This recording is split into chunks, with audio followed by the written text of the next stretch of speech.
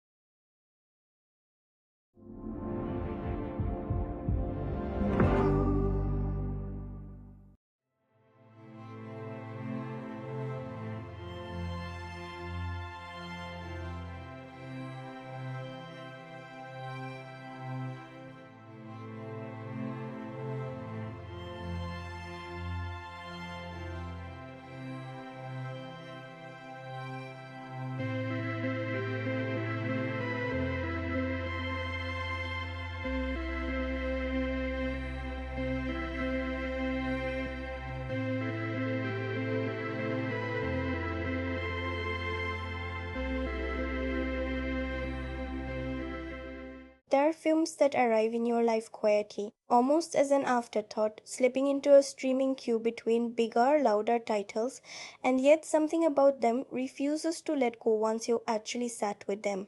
Before we go any further, though, it helps to understand exactly what kind of moment this film stepped into, what was happening in this corner of cinema, what audiences were hungry for, what they were tired of, and how a 50-minute special about a man who refuses to stop fighting found its way into that conversation at all.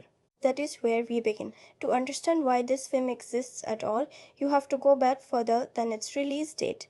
You have to go back to a cancellation. Back in 2019, the Netflix run of The Punisher came to an end, swept up in the broader unwinding of that entire corner of the Marvel Universe. Daredevil, Jessica Jones, Luke Cage, all of it gone within the span of a year.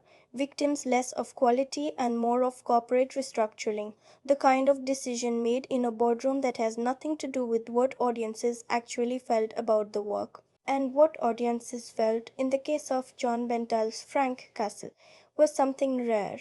Here was a performance that didn't feel like an actor playing a comic book character. It felt like watching a man come apart in real time, grief curdling into rage, and rage curdling into something almost spiritual, a kind of penance through violence. When that show ended, it left behind a strange kind of unfinished business. Not a cliffhanger in the traditional sense, but an emotional thread that audiences kept tugging at for years, in forum posts, in fan campaigns, in the persistent low hum of what if he came back. And then, slowly, the door cracked open. Daredevil Born Again arrived on Disney Plus in 2005, part of a broader effort within the Marvel Cinematic Universe to return to the grounded, street level storytelling that so many people had missed during the years of cosmic spectacle and multiversal sprawl. This was Phase 6, a phase defined in many ways by a kind of course correction. After years of audiences expressing fatigue with the scale and frequency of MCU output, after box office numbers that no longer matched the cultural ubiquity of the brand, there was a visible pivot happening. Smaller stories, character driven stories, Stories that remembered what made people fall in love with these characters in the first place before the multiverse made everything feel a little bit disposable. And into the recalibrated landscape, Frank Castle returned, not as a cameo, not as an Easter egg, but as a presence that immediately became one of the most talked about elements of that entire series. Audiences who had spent years mourning the cancellation of his show suddenly had him back, and the reaction was immediate and overwhelming. It was during the filming of that first season of Born Again that the seeds of what we're discussing today were planted. According to reports from around that time, Bernthal and director Reinaldo Marcus Green began discussing the possibility of a standalone project, something separate from the main series, something that could exist on its own terms, with its own tone, unburdened by the need to service a larger ongoing narrative. By February of 2028, it was confirmed that the two were working together with Marvel Studios on exactly that. Filming reportedly took place across several weeks in the middle of that year in New York City, the city that has always felt less like a setting for this character and more like a kind of pressure chamber, a place that seems to generate Frank Castle the way certain weather systems generate storms. What makes this particular project so interesting from a cultural standpoint is the format itself. This was released as what Marvel calls a special presentation, a category that had, by this point, developed its own identity within the broader MCU ecosystem. These specials had carved out a reputation as the place where Marvel allowed itself to take bigger tonal risks, to lean into genre in ways the main theatrical slate rarely could. They tend to run shorter than a feature film, often under an hour, which gives them a strange kind of freedom. There's less pressure to justify a three-act structure, less obligation to wrap every thread by the time the credits roll.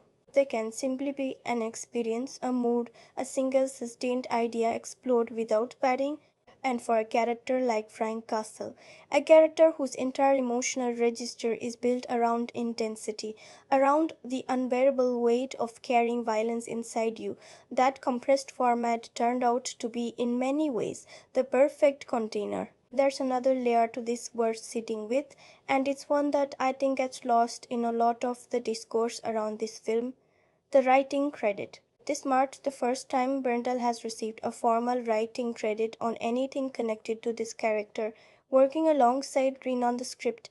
Think about what that means for a moment. This is an actor who has spent close to a decade with this role, who has talked in various interviews over the years about how deeply he related to Frank Castle, about the research he did into veterans dealing with trauma, about how much of himself he poured into a character that, on the surface, is defined by gunfire and brutality. And now, for the first time, he wasn't just embodying that character, he was helping decide what that character's story actually was. That is not a small thing. That is an actor who has lived inside a role long enough to have opinions about where it's to go next, and who was, for the first time, given the chance to act on those opinions directly. So when this film finally arrived on May 20th, 2026, it arrived carrying all of that weight: years of fan affection for a cancelled show, the renewed momentum of Born Again, the creative freedom of the special presentation format, and the personal investment of an actor finally given a hand in shaping the character's voice. And the reception, once it landed, told a story of its own, a story, frankly, of two audiences talking past each other. On one side, you had a wave of enthusiasm that bordered on relief. For viewers who had spent years missing the tone of the old Netflix shows, the grime, the hard edges, the sense that violence in this corner of the universe actually carried weight and consequence, this film felt like a homecoming. People praised the choreography of its action sequences, particularly a sustained set piece contained within an apartment complex that several viewers singled out as some of the best work of its kind the MCU had produced in years. There was a sense among this audience of a creative team being given permission to simply lean all the way into what this character is, without the usual tonal compromises that come with fitting into a four-quadrant theatrical release. On the other side, though, there was real frustration, and not the kind that's easy to dismiss as simple negativity. Some critics felt this was Marvel returning, yet again, to a well it had already drawn from many times before, offering little that felt genuinely new in terms of theme or characterization. There were pointed complaints about specific visual effects choices, with at least one widely shared piece of criticism zeroing in on a single moment of CGI that many viewers found jarring enough to pull them entirely out of the experience, the kind of moment that once seen becomes almost impossible to unsee, circulating as a clip stripped of all its context. And there was a broader critique too about runtime and substance, a sense from some corners that 50 minutes wasn't enough room to do anything but gesture at deeper ideas before retreating back into spectacle. Here's what I find genuinely fascinating about that gap, though. It's not really a disagreement about quality in the abstract, it's a disagreement about what people came to this film wanting. The audiences who embraced it weren't necessarily looking for a profound meditation on trauma, though, as we'll get into later, I think this film does flirt with that more than it gets credit for. They were looking for catharsis. They wanted to see this specific actor in this specific role, allowed to be as raw and unfiltered as the character has always promised to be, but rarely been allowed to fully deliver in a Disney owned property. And for those viewers, the film delivered exactly that, and the response was something close to gratitude. The critics who pushed back, meanwhile, were often viewing this through a different lens entirely, through the lens of an industry that has, by 2026, produced an enormous amount of content built around exactly this kind of character, this kind of tone, this kind of one last drop framing. From that vantage point, the film can look less like a homecoming and more like a retread, another entry in a very long line of stories about violent men who can't stop being violent, dressed up in slightly higher production values and a slightly bigger budget than the genre usually gets. I don't think either reading is wrong exactly. I think they are both true, depending on where you're standing. And that's part of what makes this film such an interesting object of study, not despite the discourse around it, but because of it. It sits at an intersection of fan nostalgia, corporate strategy, creative ambition, and genre fatigue all at once, and it doesn't fully resolve any of those tensions. It just exists inside them. As for its life beyond that initial release week, being a Disney Plus exclusive rather than a theatrical title means its second life looks different than it would for a film that played in cinemas first. There's no slow climb to art house releases, no anniversary screenings. Its afterlife happens entirely within the algorithm, within recommendation engines, within the quiet ongoing churn of people discovering it weeks or months later because it surfaced in their queue or because a clip from that contained brutal apartment sequence found its way onto their feed and made them curious enough to watch the whole thing. So, does it feel timeless or does it feel perfectly of its time? Honestly, I think it's both, and I think that duality is worth holding on to as we move forward. On one level, this film is deeply, almost inextricably tied to this exact moment, to a streaming platform recalibrating its relationship with a beloved but cancelled property, to a phase of the MCU defined by anxious self reflection, to an actor finally given creative agency over a role he spent a decade inhabiting. You could not transplant this film into 2015 or 2030 and have it land the same way. It is a product of this very specific intersection of circumstances. But underneath all of that industry context, there's something else going on. Something that has nothing to do with release strategies or phase numbers or streaming algorithm. At its core, this is a story about a man who came home from war and never really arrived. It's a story about grief that has nowhere to go, so it goes everywhere. And that story, stripped of its branding, stripped of its franchise context, is not new and it is not bound to 2026. It's a story that cinema has been telling in one form or another for as long as cinema has existed, because it's a story that reflects something true about how violence echoes through people long after the moment that caused it has passed. That tension between a film that is unmistakably a product of its exact corporate and cultural moment and a story underneath it that feels almost ancient in its concerns is, I think, the real lens through which everything else about this film comes into focus. And it's with that lens in hand that we'll step next into the film itself. So let's step into it properly. The Punisher One Last Kill is a 2026 Marvel television special presentation directed by Reinaldo Marcus Green and released on Disney Plus in May of that year, running just under an hour. At the center of it is Jon Bernthal, returning once again as Frank Castle, a former Marine turned vigilante whose family was murdered years ago and who has spent every year since channeling that grief into a one man war against organized crime. Alongside him, the film brings back Deborah Ann Wool as Karen Page, a presence whose history with Frank stretches back through years of this character's screen life, and Jason R. Moore as Curtis Hoyer, a fellow veteran and one of the only people in Frank's life who has ever managed to reach the part of him that isn't made of rage. And standing opposite all of them is Judith Light playing Ma Gnucci, a name that for longtime followers of this corner of the Marvel Universe carries its own history, reimagined here as a wheelchair-bound matriarch of the city's criminal underworld, a woman whose grief over the loss of her own son has curdled into something every bit as consuming as Frank's. That's the shape of it, at the most basic level. A man defined by violence, a woman defined by loss, and a city that has somehow become small enough for both of their stories to collide inside it one more time. What's worth pausing on here is the kind of world this film actually inhabits, because it's easy to assume, given the Marvel branding, that we're talking about capes or cosmic stakes or anything resembling the wider superhero machinery most people associate with that name. We're not. The world of this film is street level in the truest sense. Its fire escapes and bodegas, narrow stairwells, and apartment hallways lit by flickering fluorescent tubes. The kind of New York that exists just slightly out of frame in most films. Not the postcard version, but the version that's lived in, worn down, a little tired.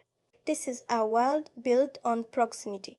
Everything that happens in this film happens close to the body, close to the ground, close to the people it's happening to. There is nothing distant about the violence here, and nothing distant about the grief that drives it. In terms of genre, this is on its surface an action thriller, and it absolutely delivers on that promise in the most visceral, hands on way possible. But underneath that surface, what we're really looking at is something closer to a character study wearing an action film's clothing. The plot mechanics, a dead, repaid in blood, a city's criminal element converging on a single location, a man pulled back into a life he was trying to leave behind, are, in the broadest sense, familiar. You've seen stories shaped like this before.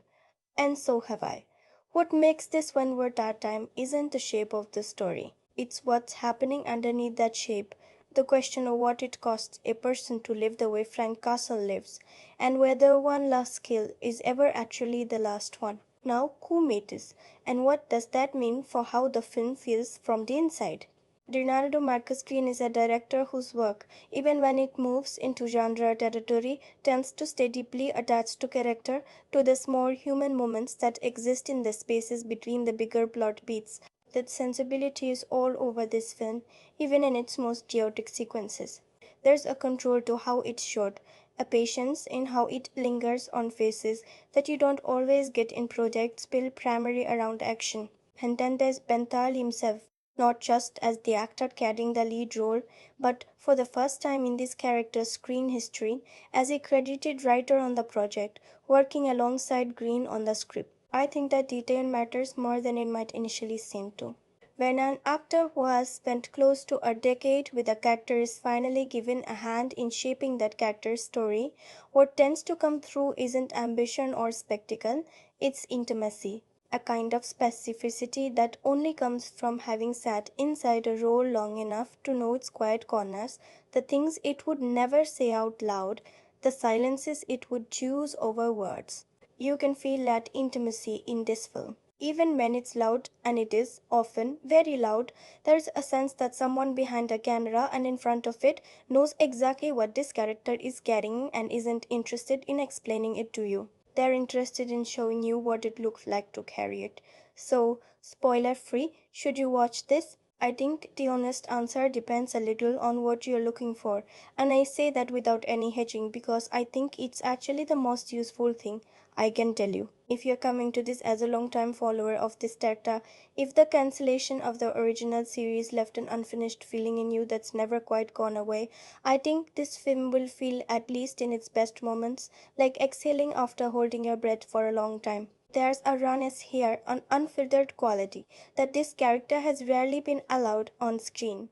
And watching that unfiltered quality finally show up matters, even when the story around it isn't doing anything especially new. If you're coming to this from the outside, if you don't have that history, if this is simply a Marvel thing that's an hour long, I think it's still worth your time, but I'd adjust your expectations slightly. This isn't a film that's trying to win you over with scale or with a twist that reframes everything you thought you knew. It's a film that's trying to sit with you in a small, contained space for under an hour and make you feel something specific and uncomfortable. Whether lands for you will probably depend less on whether you like superhero stories and more on whether you're open to a superhero story that, for long stretches, doesn't feel like one at all, that feels instead like watching a man slowly run out of road. And if you're someone who's sensitive to violence, I think it's fair to say this film doesn't pull back. It isn't gratuitous for its own sake. We'll talk about why later,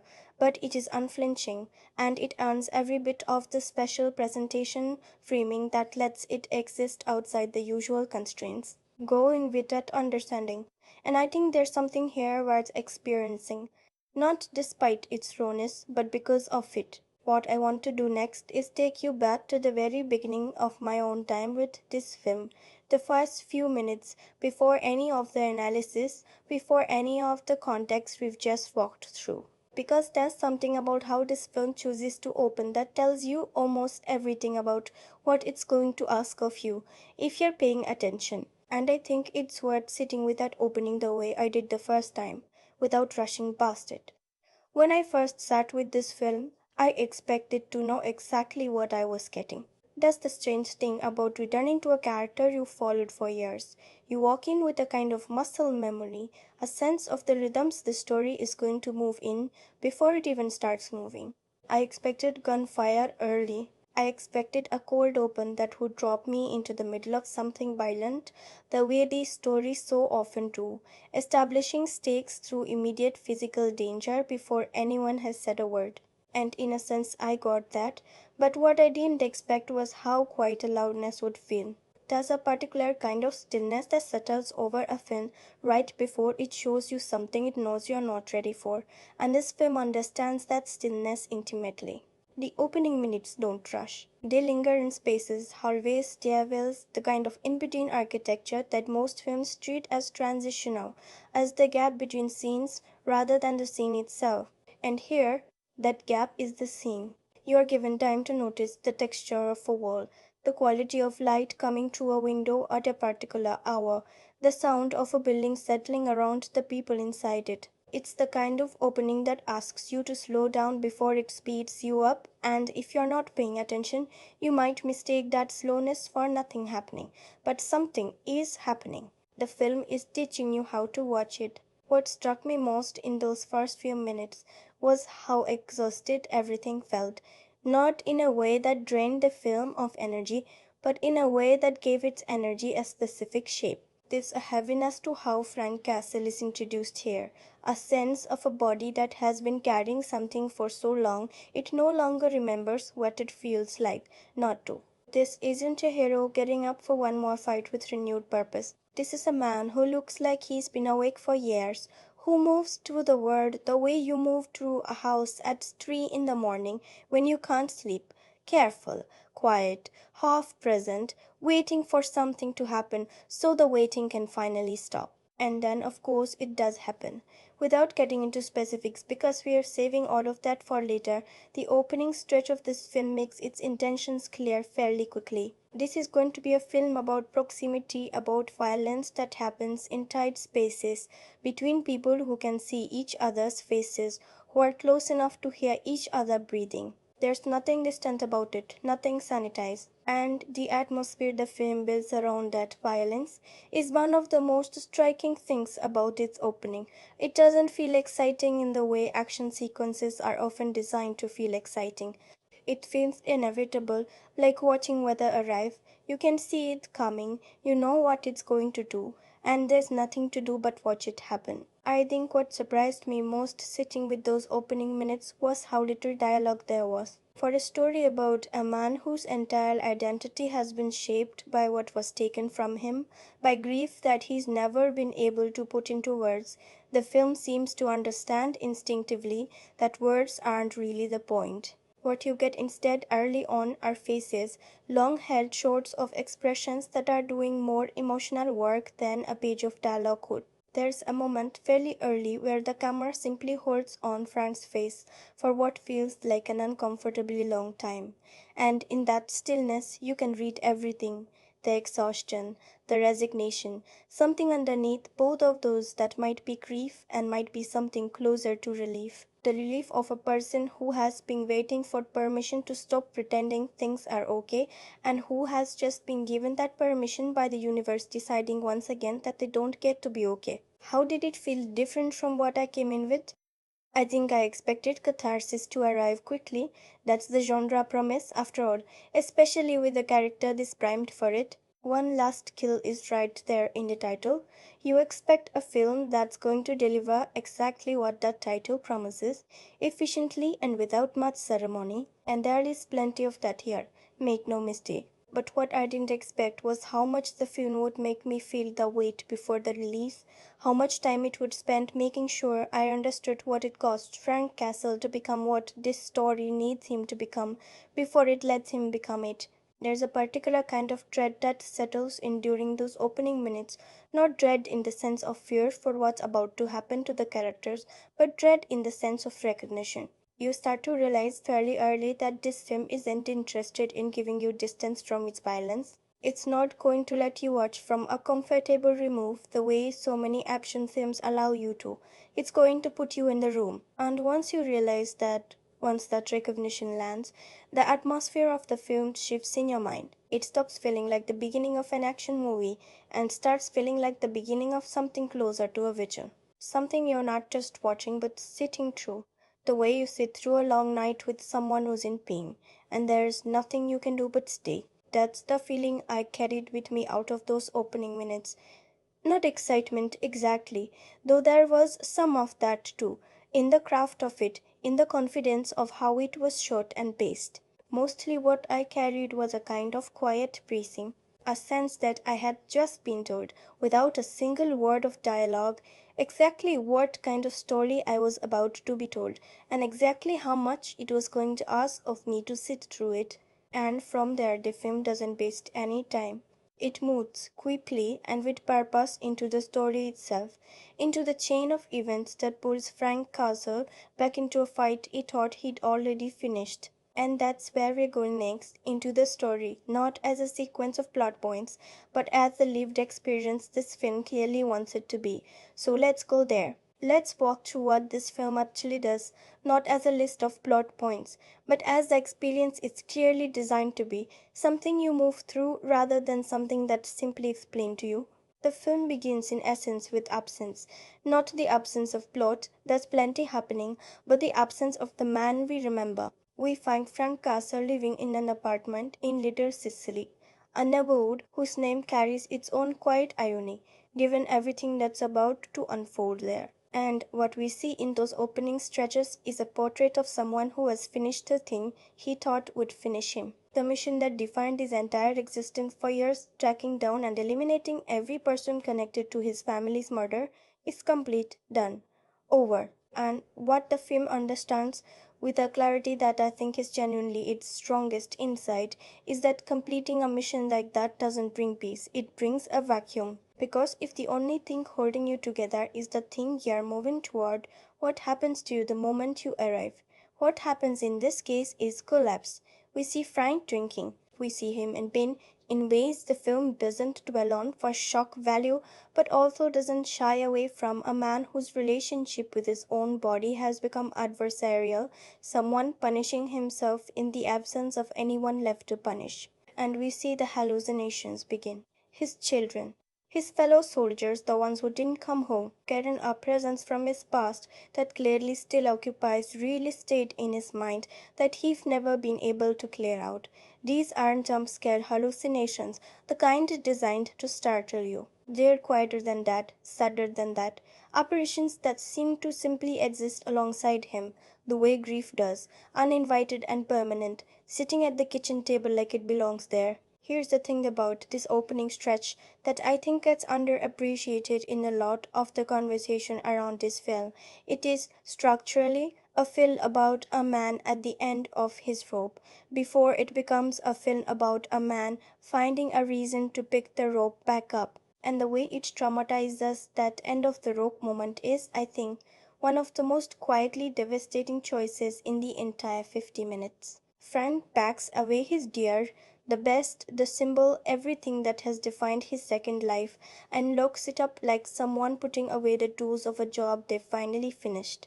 And then he goes to visit his family's graves. I want to be careful and thoughtful with how I talk about what happens next, because I think it deserves that care, both for what it's doing dramatically and for what it's depicting honestly. At the graves, the film brings Frank to the absolute floor of his grief, to a moment where the weight of everything he's carried becomes, for him, simply too much to keep carrying. The film doesn't dramatize this with spectacle.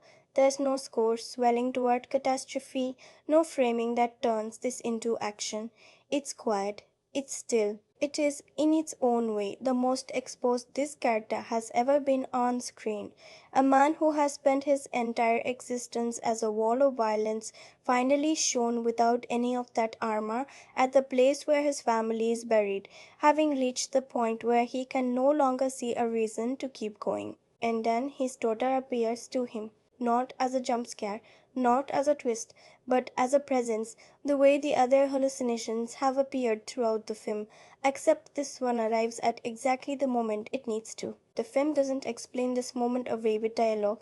It doesn't need to. What it communicates in that quiet exchange between a man and a vision of the child he lost is something closer to permission, not permission to stop hurting, because the film is far too honest to promise that, but permission to keep existing inside the hurt a little longer. Think about what that means dramatically. This film, which the marketing frames entirely around violence, around one last kill, chooses to locate its true emotional foundation in a moment where nothing is killed at all, where the entire stakes of the story are simply whether one man decides to keep living. That's a remarkable thing to build a Marvel special around, and I think it's the thing that elevates this material above what its title might suggest. I do want to note gently that if any of what we're discussing here resonates with you in a personal way, if themes of grief, of feeling like you've reached the end of what you can carry, are sitting heavily with you right now, please know that support exists, and reaching out to it is a sign of strength, not anything else. This is sensitive territory, even inside a piece of fiction, and it deserves to be treated as such. From that lowest point, the film begins almost immediately to pull Frank back toward the world, and it does so through someone who, in a strange and bitter way, mirrors him almost perfectly. As Frank makes his way back toward his apartment, he is stopped by a woman in a wheelchair, accompanied by another figure standing close beside her. She tells him she needs something from him. She tells him her family was taken too, just as his was. And as she continues, the film lets the horror of what she's describing land slowly in pieces the way real grief often gets told, not as a single statement but as a series of details that accumulate weight as they go. Her husband, her sons, men she insists didn't deserve what happened to them, whatever crimes they may have been accused of, and then the recognition arrives, for Frank and for us at the same time. This is Ma Gnucci. This is the matriarch of the very family Frank spent years systematically destroying, down to the last name on the list. What I find so compelling about how this confrontation is staged is that the film refuses to give either of these characters the moral high ground and refuses just as firmly to suggest there's an easy equivalence between them either. Manouchi's grief is real. The film doesn't ask you to dismiss it, doesn't paint her as simply evil and therefore undeserving of pain. At the same time, the film doesn't ask you to forget what her family was, what they did, why Frank's war against them began in the first place. What you're left with instead is something much harder to sit with. Two people, both hollowed out by loss, both having lost everything that gave their lives shape, standing in front of each other, and one of them deciding that the only way to fill that hollowness is to make sure the other one suffers too. She doesn't attack him there. She doesn't need to. What she does is promise him something is coming, that people will be sent, that this isn't over, that he will suffer the way she has suffered. And then she leaves, and Frank is left standing there, having just survived the lowest moment of his life, only to be told that the world isn't finished with him yet. Here's where I think the film makes one of its smartest structural choices, and it's a choice that's easy to miss if you're only watching for the big moments. Rather than immediately escalating into confrontation between Frank and Ma Gnucci's heart threads, the film widens its lens just slightly, just enough to show us what's actually happened to this neighborhood since Frank wiped out the family that used to run it. And what we see isn't liberation, it isn't relief, it's chaos.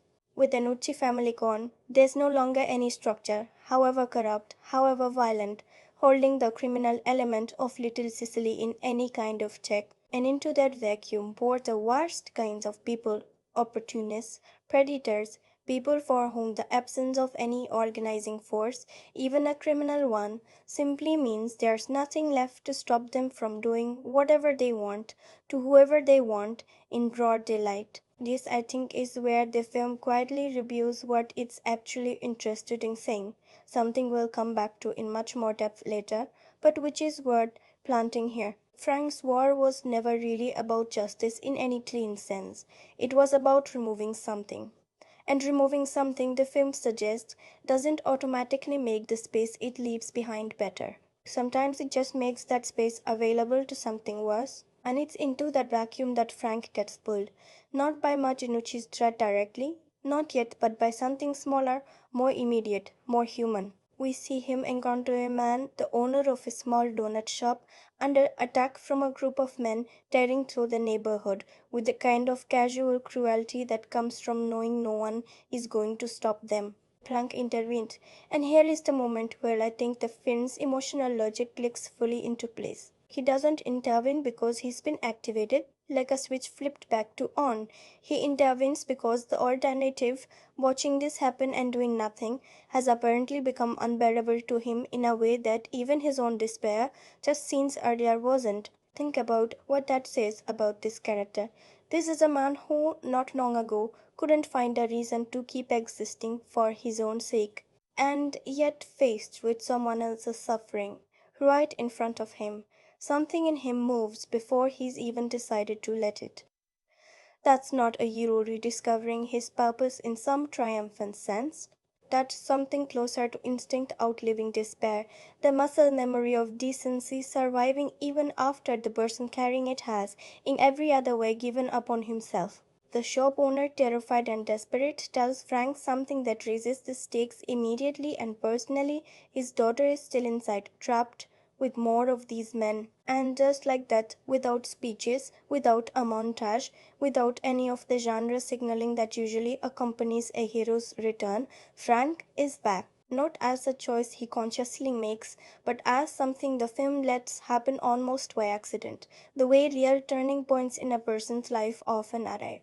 Not as decisions, but as moments where you act before you had time to talk yourself out of it. I think it's worth pausing here on the question of pacing, because the patience of everything we've just walked through is, I'd argue, the film's single most deliberate artistic choice. A less confident piece of filmmaking would have rushed through all of this, the despair, the graveside moment, Manichi's confrontation, the neighborhood's collapse, as quickly as possible, eager to get to the part everyone presumably came for. This film does the opposite. It spends nearly half of its very limited runtime in stillness, in grief, in conversation, in the slow accumulation of a world falling apart around a man who, for a while, doesn't even seem to notice. That's a real risk for a 50-minute special built around an action figure whose entire brand identity is violence. And it's a risk that I think pays off because by the time the violence does arrive, it doesn't feel like the point of the film. It feels like the consequence of everything that's come before it. The explosion at the end of a very long fuse. Is this a character driven film or a world driven one? Honestly, I'd say it's both. In a way that feels intentional rather than indecisive. The word, Little Sicily, the vacuum left by the Gnucci family's destruction, the violence pouring into that vacuum exists to put pressure on the character. And the character's response to that pressure is what reveals who he actually is. Underneath the title, underneath the gear, underneath everything the marketing wants you to associate with this name. The world asks a question. The character's answer to that question is the entire emotional architecture of the film.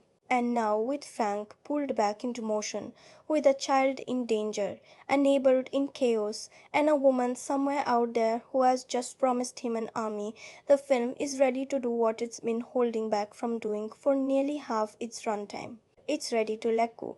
And here is where the film shifts completely. Before we step into the siege itself, and we will, because that's where this film spends the back half of its energy.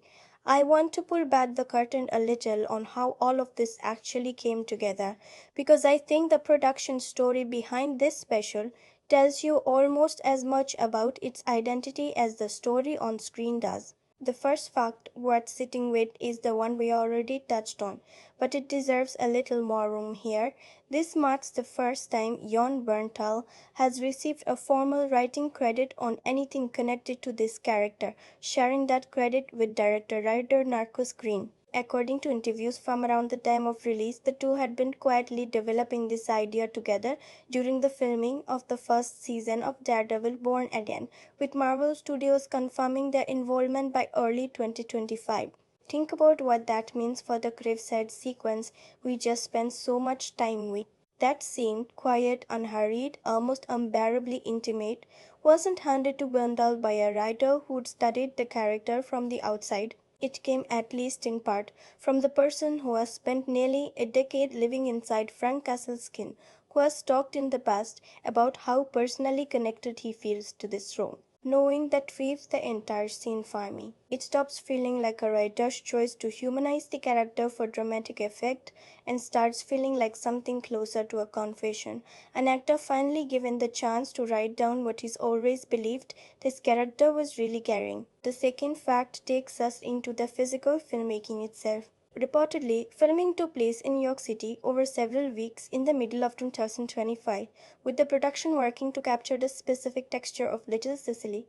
The fire escapes, the narrow stairwell, the kind of lived in urban density that's almost impossible to fake convincingly on a soundstage, and you can feel that authenticity in the finished film. There's a moment fairly early where the camera drifts along a hallway and you can see the wear on the walls, the slightly uneven paint, the way light falls through a stairwell window at what looks like genuinely late afternoon. It's such a small detail, and yet it's exactly the kind of detail that either makes a world feel real or makes it feel like a set.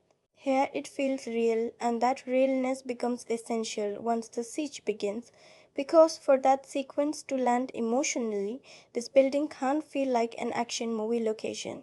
It has to feel like somewhere Frank actually lives, somewhere with a history before the violence arrives, and somewhere that will have to go on existing after it. The third fact is one that genuinely surprised me when I first came across it, and it speaks to just how far this production was willing to go in service of authenticity. According to reports circulating around the release, Bernthal reportedly performed a stunt during production that involved being set on fire, a detail that, once you know it, completely recontextualizes a specific moment during the siege where Frank moves through a space that's clearly burning, framed in a way that lingers just a bit longer than you'd expect. Knowing that this wasn't achieved purely through visual effects or careful compositing changes how that moment lands, There's a rawness to it, a sense of real physical risk that I think audiences register on some level even without knowing the specifics, and once you do know, it adds a layer of almost unsettling commitment to a performance that was already operating at a kind of extremity most actors wouldn't volunteer for. The fourth fact is smaller, almost a footnote, but it's one of those details that once you notice it, you can't stop thinking about. The film opens its descent into Frank's isolation with a needle drop, Mother by Danzig playing over those early images of him alone, working out, drinking, falling apart in slow motion.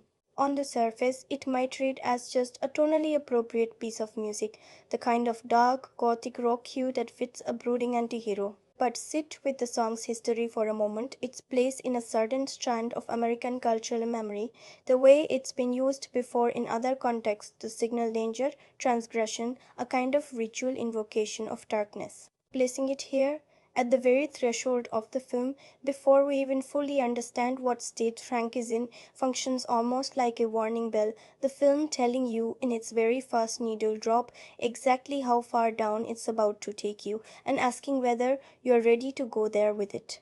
And the fifth fact brings us to the visual language of the entire piece, which we'll dig into much more deeply in a later movement, but which begins here, in the choice of cinematographer. The visual texture of this film, the way it holds on faces, the patience of its camera in those early quiet scenes, the specific quality of light in the apartment interiors, comes from a director of photography whose body of work includes some of the most visually controlled films of the last few decades, the kind of prestige cinematography rarely associated with a 50-minute superhero special. Knowing that helps explain why the opening third of this film feels less like a Marvel production and more like something out of an entirely different genre altogether. Why the stillness we talked about earlier doesn't feel like a budget constraint, but like a deliberate visual philosophy carried over from a career built on knowing exactly when not to move the camera.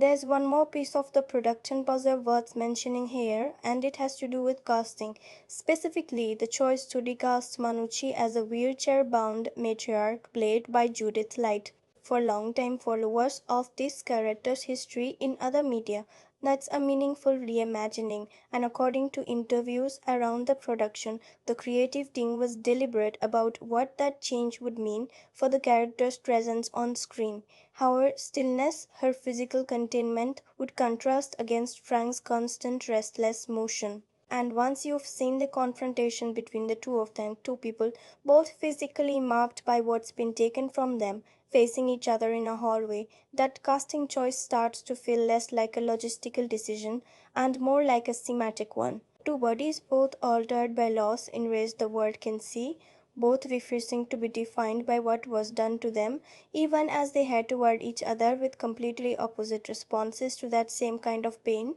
What strikes me, pulling all of these threads together, is so much of what makes this film work emotionally seems to trace back to decisions made off screen.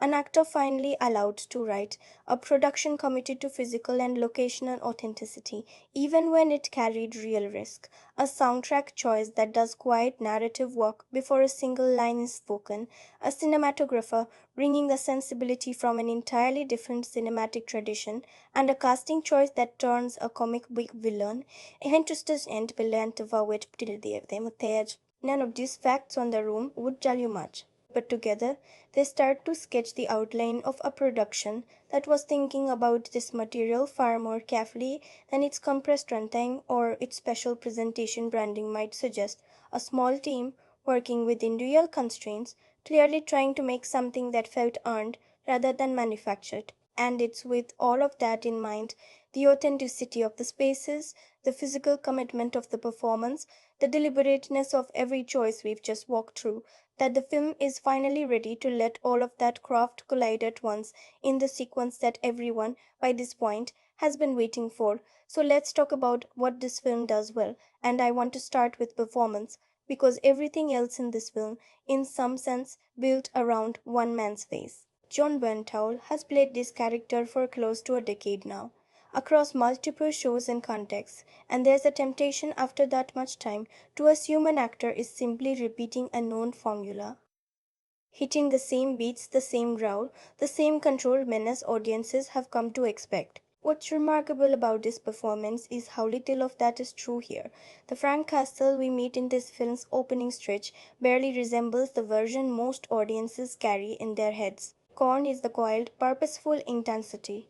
What replaces it is something far more vulnerable, a physicality that's loose in all the wrong ways, a man whose body seems to have given up on holding itself together along with everything else.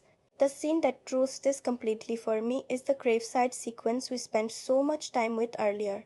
There's a moment in that scene where Panthal is almost nothing.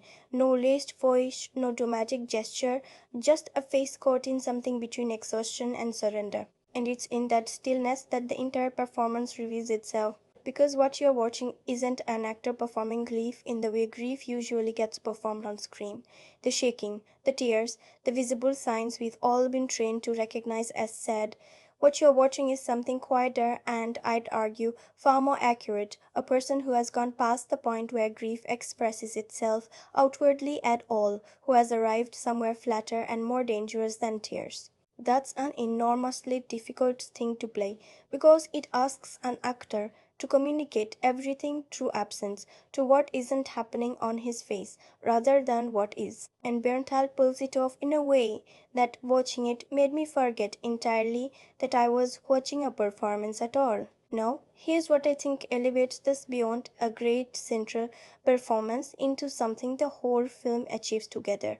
The writing gives that performance somewhere to go. A script that wanted to simply showcase an actor's range might have kept Frank in that broken state for a scene or two before snapping him back into Punisher mode with a clean, efficient transition, a costume change, a montage, a line of dialogue that resets the tone. This script doesn't do that. Instead, it lets the broken version of Frank carry forward into the action that follows. Even once the siege begins, even once he's moving the way audiences expect him to move, there's a residue of that earlier collapse still visible underneath, a sense that this isn't a man who's back, exactly, but a man who simply found, in violence, the only language he has left for the thing he's feeling. That's a genuinely sophisticated piece of character writing, and it's the reason the action in this film never feels like it's happening in a different movie than the quiet opening did. It feels like the same wound, just expressed differently. Let's talk about that action now, because it's clearly what a large portion of the audience came for. And it's worth understanding why it works as well as it does, beyond just it's well choreographed, though it absolutely is that too. The decision to contain the bulk of the film's violence within a single apartment building, hallways, stairwells, eventually the roof, and finally the street below, is I think one of the smartest spatial choices in the entire production. Contained spaces do something that open ones can't. They remove the audience's ability to feel safe through distance. There's nowhere for the camera to retreat to. Every confrontation happens close, in spaces too narrow for anyone involved to have room to think, let alone strategize. And because we've spent the film's first half learning this building, its hallways, its light, its texture, the violence that erupts through it doesn't feel like it's happening in an action movie location, it feels like it's happening in someone's home. That distinction matters enormously to how the sequence lands emotionally, even as it's also on a pure craft level an enormously kinetic and confidently staged piece of filmmaking. What I find most interesting about the choreography itself is how unglamorous it is. There's nothing stylish about how Frank moves through this building, no slow motion flourishes, no moments designed purely to look cool. Every movement looks like it cost him something. By the time he makes it from the upper floors down to the street, and the film is unambiguous about the fact that down here means the hard way, through whatever's in the way rather than around it, there's a sense of accumulated damage, both given and received, that never gets waved away. The film seemed to understand that for the sequence to mean anything emotionally, it can't just be exciting. It has to be exhausting for Frank and for us in roughly equal measure. Now let's move to the visual language more broadly because this is where I think the cinematography, which we touched on briefly in the last movement, really earns its place in the conversation. The same camera that spent the opening third of this film holding patiently on faces, on empty hallways, on the quality of light through a window, doesn't abandon that patience once the violence begins. It just redirects it. There are moments during the siege where the camera holds on something still, a closed door before it's kicked open, a stairwell landing a beat before someone arrives in flame, and that stillness functions almost like a held breath. It's the same visual glamour from the film's quiet opening, just applied to tension instead of grief. That continuity of style across two very different tonal registers is, I think, what keeps this film from feeling like two separate things stitched together. The camera's patience is the through line. And then there's the choice of what not to show, which I want to flag here, even though we're going to spend an entire movement later dedicated to exactly this idea, because it shows up so vividly during the action that it would be strange not to mention it now. There are moments during the siege where the film cuts away or holds back or lets sound carry a beat that the image doesn't. Given everything we know about this production's commitment to authenticity, the real locations, the real physical risk taken in certain sequences, the moments where the film chooses restraint stand out precisely because you sense the film could have shown more and didn't. That's a meaningful creative choice, and it's one we'll come back to. Finally, the score and sound design, which I think are quietly doing some of the most important emotional work in the entire film, even though they're the elements most likely to go unnoticed on a first watch. We already talked about that early needle drop, Mother by Danzig, and how it functions almost as a warning, a tonal flag planted before the story even properly begins. But listen to what happens to the music as the film moves from Frank's isolation toward the siege. The score doesn't simply get louder or more aggressive in any straightforward way, it gets sparser. There are stretches during the most intense moments of the action where the music nearly disappears entirely, leaving you with breathing impacts, the architecture of the building itself, creaking, groaning, the sounds of a structure absorbing everything happening inside it. And then in the quieter aftermath, the score returns, but changed, softer, more melodic, almost mournful, as though the music itself is processing what just happened alongside the characters. Why does this matter? Because it tells you, without a single word, how the film wants you to feel about its own violence. Every day it's our limit, and until that is our limit. We speak then until that day. Every day it's not how hard is God that goes quiet instead, that lets the violence exist in something closer to silence, is telling you something very different. It's telling you that even when Frank wins, even when he survives, even when the people threatening that little girl and her father are stopped, nothing about this is a celebration. It's just survival. And and the music's restraint in those moments is, I think, the clearest signal the film gives you about how it actually feels about the man at its center.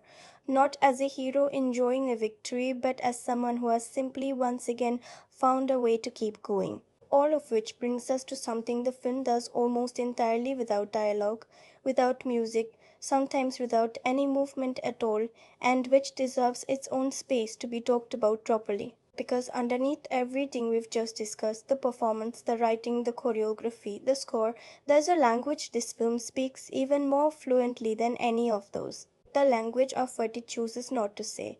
Here is what this film understands, maybe better than anything else it does. There are things that cannot be said, only withheld, and withholding done well becomes its own kind of speech. Think back to that cliffside sequence, the one we've returned to more than once already, because it keeps offering more the closer you look. What's remarkable about that scene, on a purely technical level, is how little actually happens in it. The camera doesn't move much. There's no score doing the emotional work for you. No swelling strings telling you how to feel. For long stretches, there's simply a man alone, in a place built for remembering, saying almost nothing. And in that nothing, the film trusts you completely. It trusts that you understand what it means for a person to go to a grave with no intention of leaving the way they arrived. It trusts that you don't need a monologue explaining what's happening inside him, because the stillness itself is the explanation. Cinema rarely trusts an audience this much. Most films, even good ones, feel the need to underline their most important emotional beats to make absolutely sure you understood the stakes. This film, in its most important moment, does the opposite. It goes quiet and lets the quiet do everything. And then there's the hallucinations. Frank's children, his fellow soldiers, Karen, all of them appearing throughout the film without any of the usual signaling cinema uses to mark something as not real. No wavering edges, no distorted sound, no knowing camera tricks that wink at the audience and say, "This is a vision, don't worry." They simply appear the way memory and grief actually intrude on a person, uninvited, undramatic, present in the room as if they'd never left. What this choice communicates without a single line of explanation is how thin the membrane has become between Frank's past and his present. The film doesn't need to tell you he's struggling to separate what's gone from what's still here. It just shows you a kitchen with one too many people in it and lets you sit with that wrong mess until it registers on its own. Now think about what the film chooses not to show during the siege itself, and here the emissions are doing work just as important as anything visible on screen. We never get a clean triumphant shot of Frank suiting up, the kind of gearing up sequence that's become almost a genre ritual at this point, armor going on piece by piece, squared to something propulsive, designed to make the audience feel anticipation and excitement. That sequence doesn't exist here. The transition from broken man to fighting man happens almost entirely off screen in the cut between scenes, and I think that absence is deliberate. To show that transformation with any kind of ceremony would be to suggest it's something worth celebrating, a return to form, a hero suiting up for glory. By refusing to show it, the film denies you that catharsis. One moment he's a man who couldn't find a reason to live. The next he's fighting for his life and someone else's. The film won't let you enjoy the gap between those two states because it doesn't think that gap is something to enjoy. There's also a moment late in the siege where the violence reaches its most extreme point, and rather than push further into spectacle, the film pulls back the cameras on something adjacent to the violence rather than the violence itself. A doorway, a reflection, the edge of a frame where the action is happening just out of view. Given everything we discussed about this production's willingness to commit physically, the real risk, the real fire, that restraint feels especially pointed. This isn't a film that's incapable of showing you everything. It's a film that's choosing, in specific moments, not to. And what fills that absence isn't relief, it's something closer to dread. Because your imagination, left to fill in what the camera won't show you, often goes somewhere worse than the image itself would have. And then there's the ending, which we'll get into properly when we reach our spoiler territory, but which I want to flag here for exactly one reason.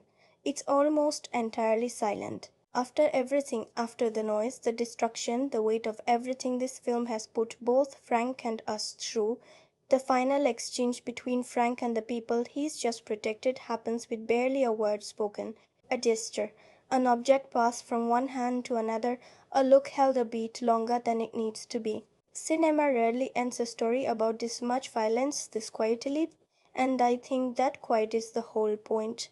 After 50 minutes of a man trying to outrun his own grief through noise, the film's final language is silence. The same silence it began with, except now something inside that silence has shifted, even if only slightly, even if only for a moment. What this movement of the essay is really trying to point at is this: the loudest film of the year, in terms of its marketing and its violence, is also, underneath all of that, one of the quietest things Marvel has produced in years. And I think that contradiction between what this film sounds like from the outside and what it actually feels like from the inside is precisely what makes it worth talking about at this length. Cinema rarely tries what this film attempts, using the language of an action spectacle to smuggle in something distant, this unresolved, this honest about what's left of a person after they've lost everything they were fighting for. Now, here's the part of the essay where I want to slow down and be honest with you.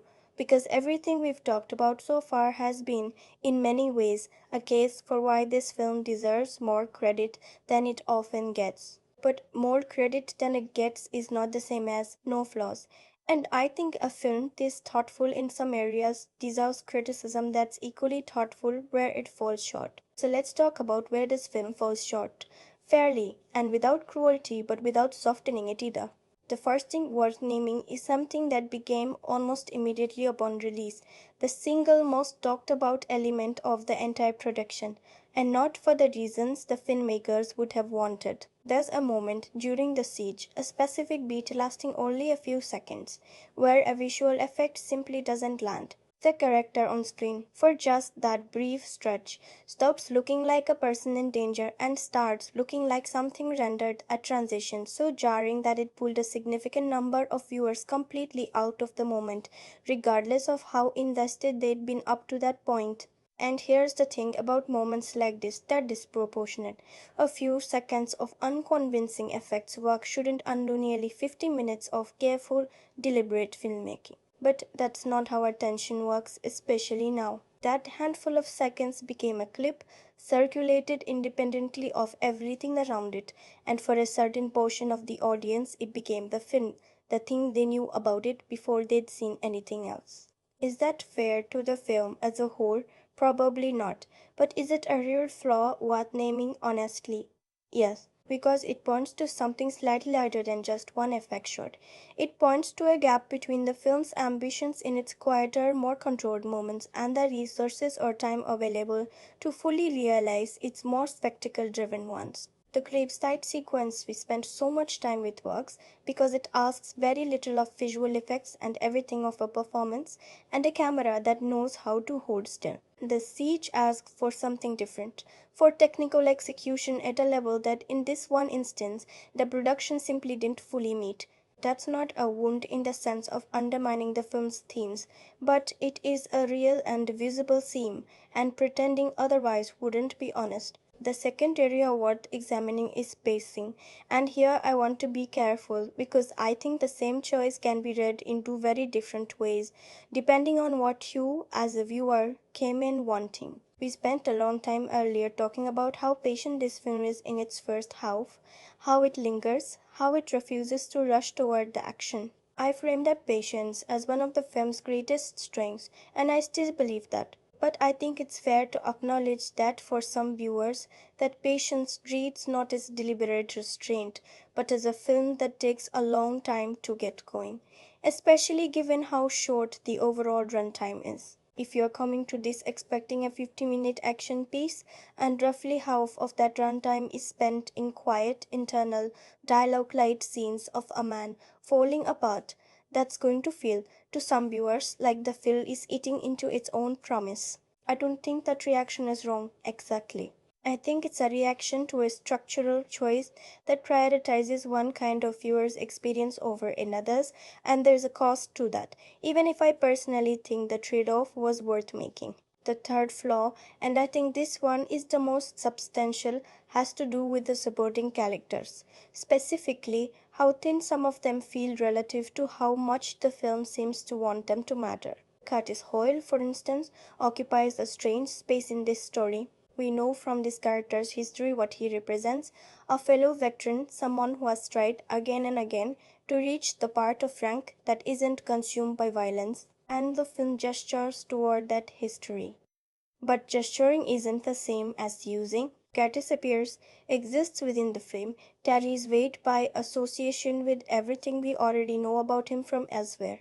But within the 50 minutes of this specific story, he doesn't get a moment that's fully his own. The same is largely true of Karen, whose presence here functions almost entirely as a hallucination, a ghost among ghosts, rather than as a character with her own arc within this particular story. Now I want to be fair about why this might be the case. This is a special presentation, not a full season of television.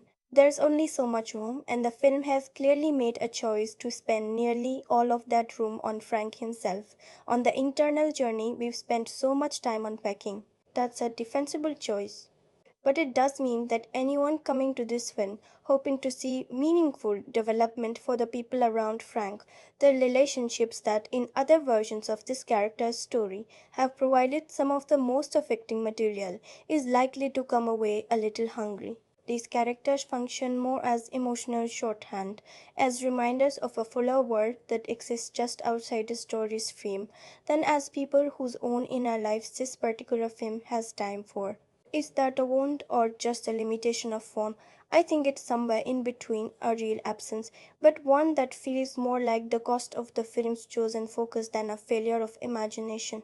The fourth and final point I want to raise touches on something we discussed back in our very first movement, the broader critical reaction that this film, for all its craft, doesn't say anything fundamentally new. And I think there's real substance to that critique even alongside everything I've praised. The core emotional arc here, a man whose strife manifests as violence, who finds some sliver of meaning by protecting someone else from the kind of horror that destroyed his own life, is not a new shape. Cinema has told versions of this story many times, and this character specifically has told versions of this story before, across multiple shows and films. What this special does well is execute that familiar shape with unusual care and restraint.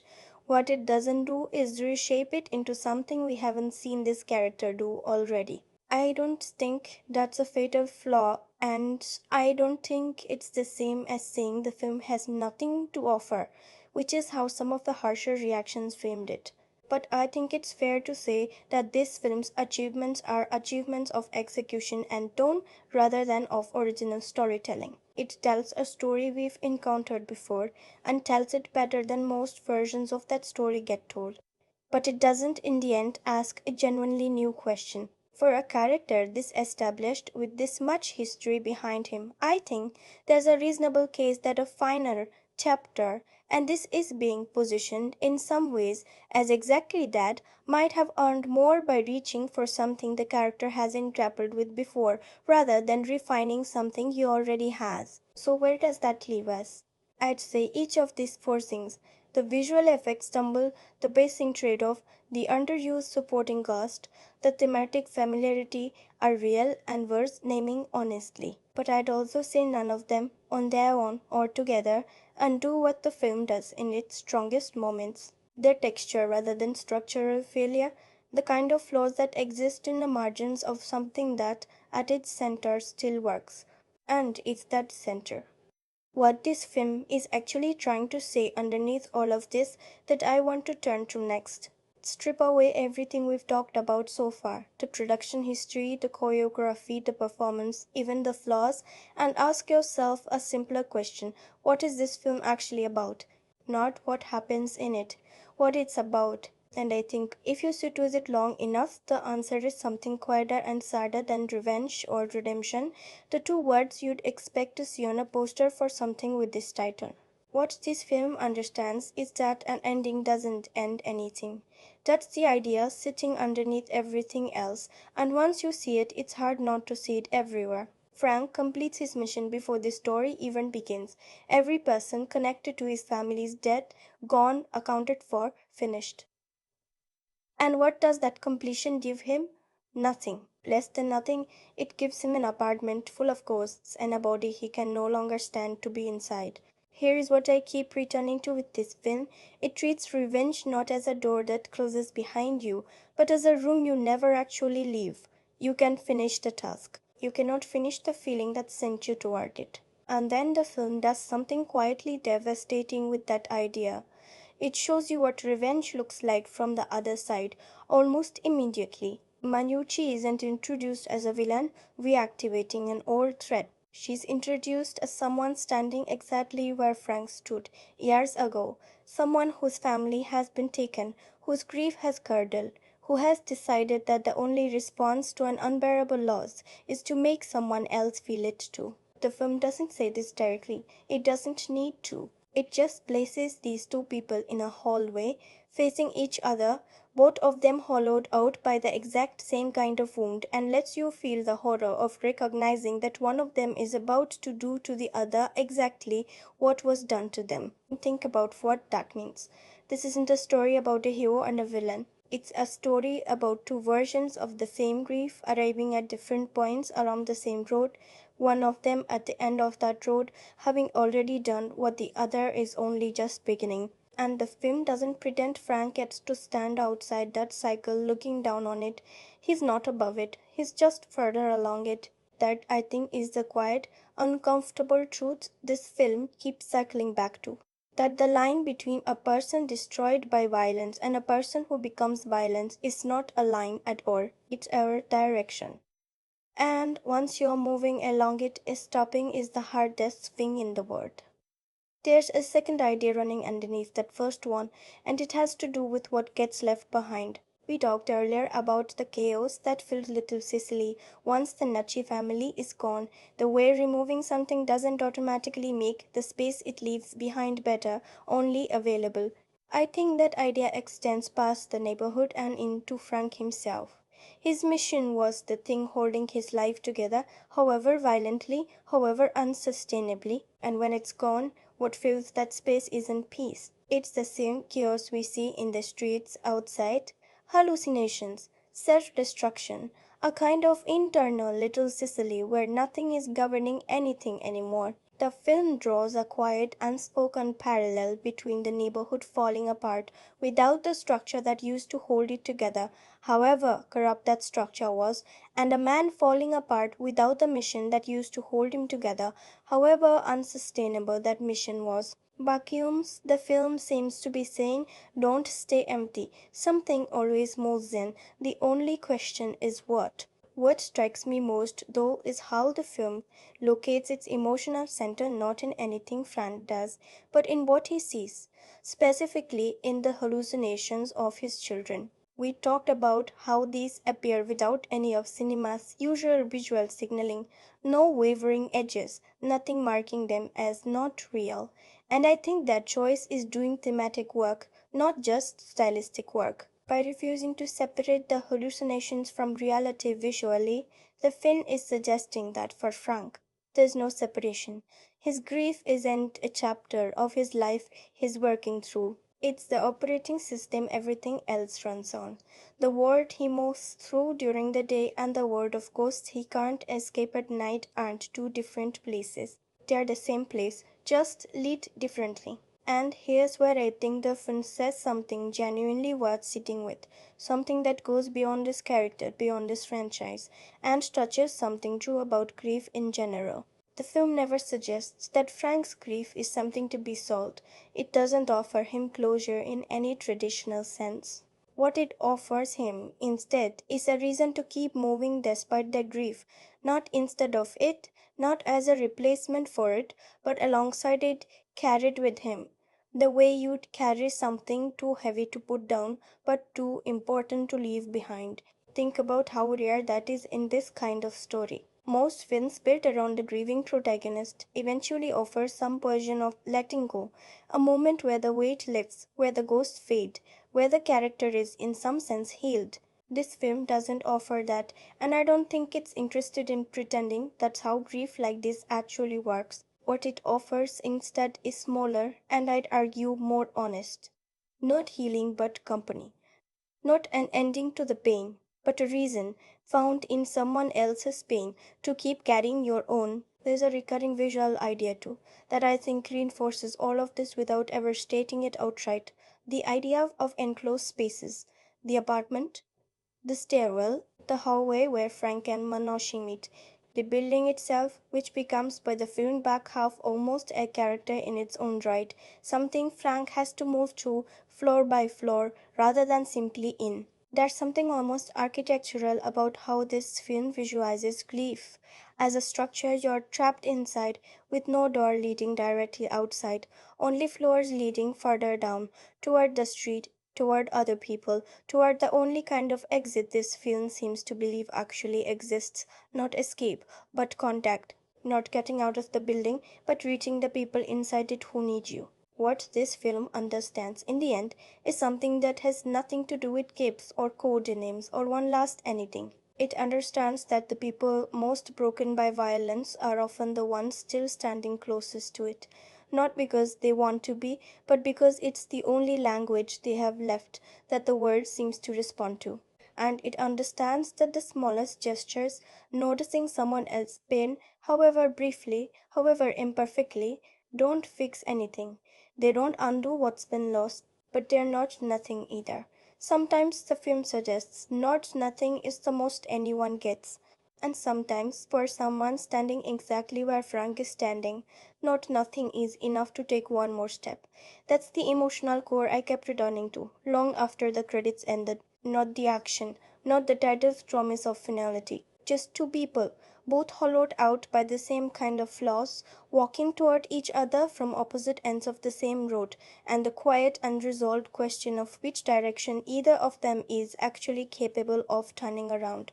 There's a particular kind of director whose name you might not recognize immediately, but whose fingerprints, once pointed out, become impossible to miss, and Reinaldo Marcus Green is exactly that kind of filmmaker. His career up to this point has been built almost entirely around stories rooted in real people, real families, real communities under pressure. And what's fascinating about this particular project is watching that sensibility get applied to a character who is on paper the furthest thing from real, a costumed vigilante in a superhero franchise. And yet somehow it fits, maybe more naturally than anything else he's made. If you go back through his earlier work, certain instincts repeat themselves with a consistency that starts to feel less like coincidence and more like a worldview. He's drawn again and again to stories about families holding each other together or failing to under circumstances that are bigger than any one person inside them. A story about a father whose belief in his daughter's potential becomes both a gift and a burden too heavy for any one family to carry alone. A story about a community grappling with the aftermath of violence that ripples outward in ways no single person can contain. A story about a man whose public image and private grief existed in such different registers that the two seemed to belong to different people entirely. Across all of these, there's a through line. Green is interested in the gap between how the world sees someone and what's actually happening inside them. He's interested in the cost of being seen as something larger than human and what gets lost or never gets to exist at all in that gap. Now look at Frank Castle through that lens, and something clicks into place that I don't think is an accident. Here is a character whose entire public identity, the skull, the violence, the reputation that precedes him into every room, is in a very real sense a mask over something the world almost never gets to see. And this film, more than perhaps any other version of this character we've gotten, is interested in exactly that gap. The skull is barely present here. For long stretches, we are not watching the Punisher. We are watching a man drinking, hallucinating, standing at a grave with no plan to leave it. Green's camera doesn't seem interested in the legend, it's interested in the person the legend is covering for. That's not a new instinct for this director. It's arguably the instinct that's defined his entire career so far, just applied for the first time to someone wearing a costume. There's another thread worth pulling too: Green's relationship with violence itself and how he chooses to frame it. In his earlier work, violence tends to arrive suddenly, almost rudely, breaking into scenes that have been quiet and ordinary right up until the moment it doesn't. And crucially, his camera rarely lingers on violence as spectacle. It tends to pull back, to hold on the aftermath, on the people left standing in the wreckage, rather than the wreckage itself. You can feel that same instinct in how this film handles its siege. Yes, it's longer and more sustained than anything in his previous work, built for an audience that came specifically for that kind of sequence. But even here, the camera's deepest interest isn't in the violence as it's happening, it's in what the violence cost. Visible in Frank's body, in his breathing, in the way he moves once it's over. Green seems constitutionally uninterested in violence's triumph. Even when his camera is forced by genre to show you a fight, what it's really watching is what that fight does to the person inside it. I think there's also something worth saying about pacing, about Green's evident comfort with stillness, with letting a scene breathe far longer than convention might suggest it should. That's a quality that can read in the wrong hands as simply slow. But in his work, that stillness tends to be doing something, building toward a moment where the patience pays off, where you realize the film has been quietly making you feel something for several minutes before you noticed it was happening. The graveside sequence we've returned to so many times throughout this essay is, in many ways, the purest expression of that instinct I've seen anywhere in his filmography, a moment built almost entirely out of stillness, where everything that matters is happening just beneath the surface of a man standing still. So, continuation, departure, or peak?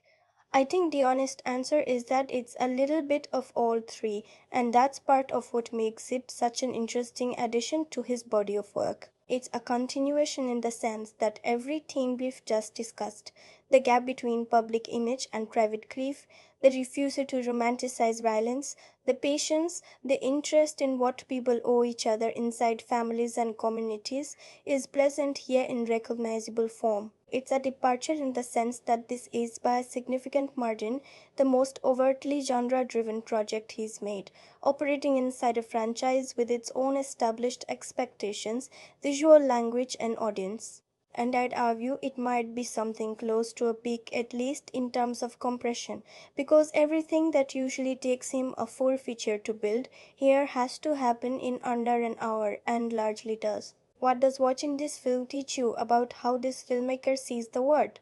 I think it's this, that the things people are most known for are very rarely the things that define them. That the loudest part of a person's life, their reputation, their public role, the story other people tell about them, is almost always sitting on top of something quieter and more fragile, something that reputation exists in part to protect. Green has spent his career pointing his camera at that quieter thing, in story after story about people whose public selves obscure something underneath. And here, for the first time, he's pointed that same camera at a man whose public self is, quite literally, a skull painted on a vest, and found underneath it exactly what he's always been looking for. Not a monster, not a year, just someone trying to survive what happened to him the same as anyone else.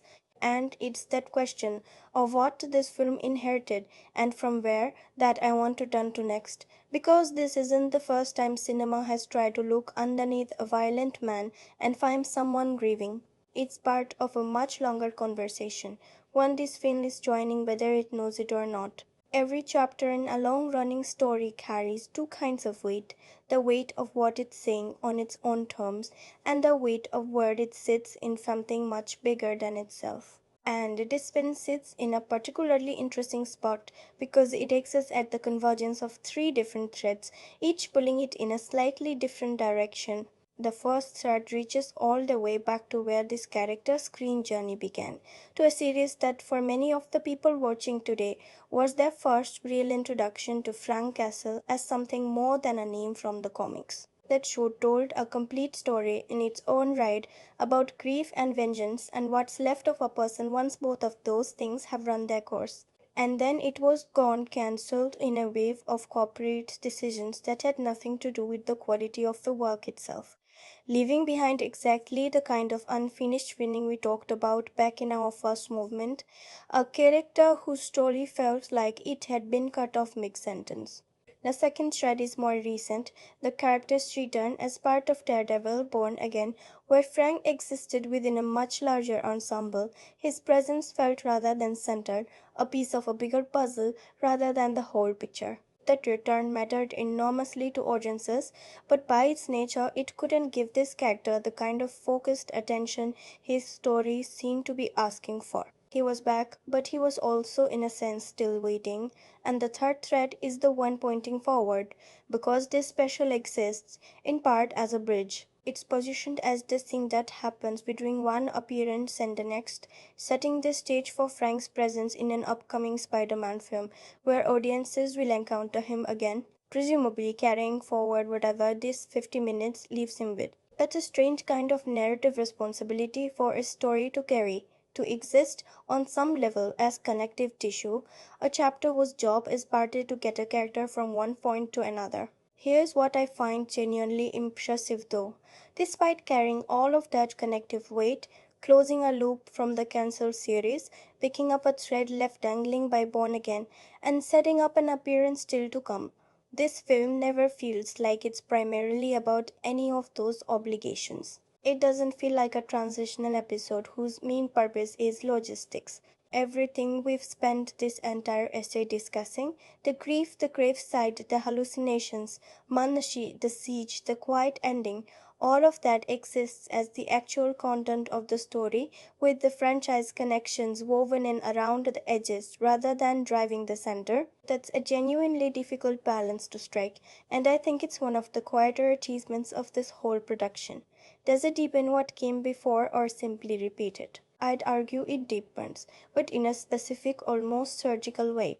It doesn't deepen the plot of this character's ongoing story so much as it deepens our understanding of the emotional cost of everything that's already happened to him. We knew going in that Frank had completed his revenge. What this film adds isn't a new external conflict so much as an honest accounting of what completing that revenge actually felt like.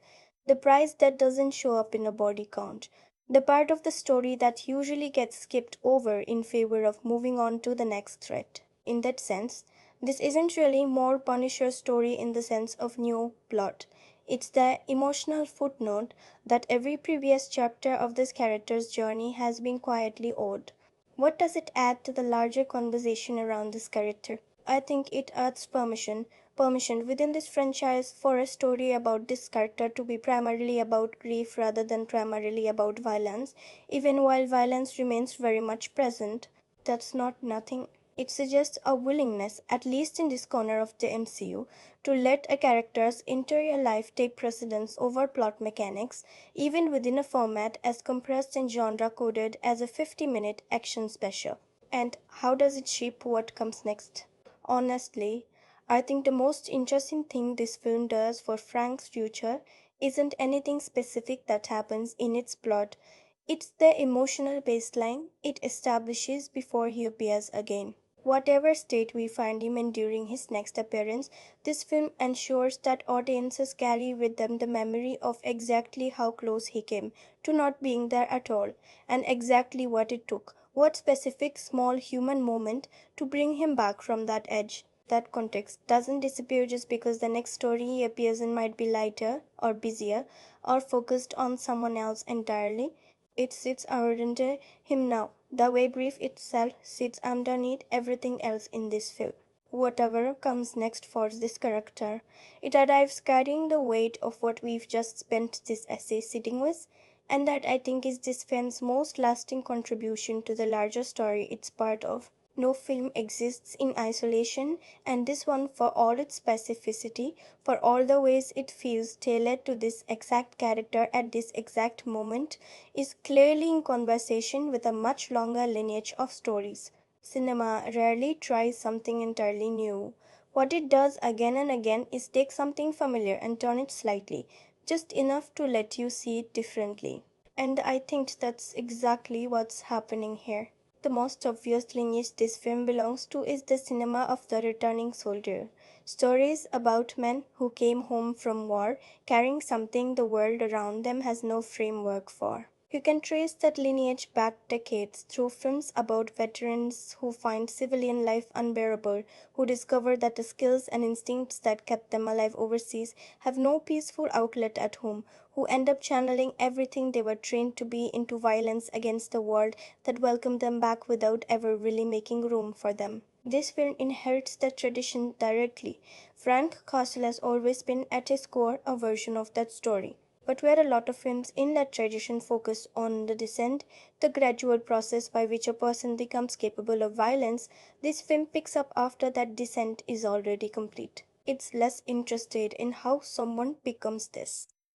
It's interested in what it's like to be this. After the becoming is finished and there's nothing left to become. There's also a clear inheritance from the one last job subgenre.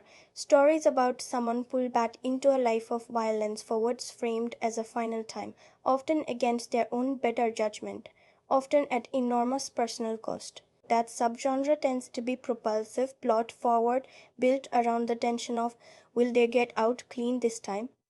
What's interesting about how this film inherits that shape is how little interest it has in the clean part. There's no sense anywhere in this story that Frank is trying to get away with anything or get back to some normal life waiting on the other side. The one last framing here isn't about escape. It's about whether there's anything left worth surviving for on the other side of one more fight.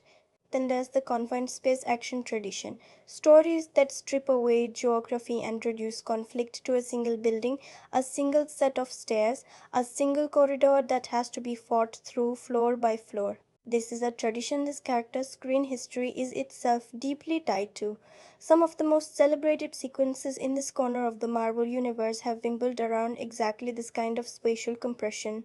Hallway fights that became, in their own right, a kind of signature for this entire street level corner of the franchise. What this film does with that inherited language is push it even further into intimacy, not just a hallway but a home. Not just a fight scene, but a fight scene happening in the specific rooms and stairwells where Frank has been quietly falling apart for the entire first half of the film. The space isn't borrowed for action, it's the space we've already been living in. And then there's a quieter lineage, one I think this film draws from more than it gets credit for, the tradition of grief-driven violent stories that frame the central act of bloodshed not as triumph, but as something closer to tragedy. Stories where a protagonist's capacity for violence is presented less as a heroic skill and more as a kind of inheritance they never wanted, passed down or awakened by loss, something that resurfaces against their will rather than something they reach for with relish. The mirroring between Frank and Ma Gnucci,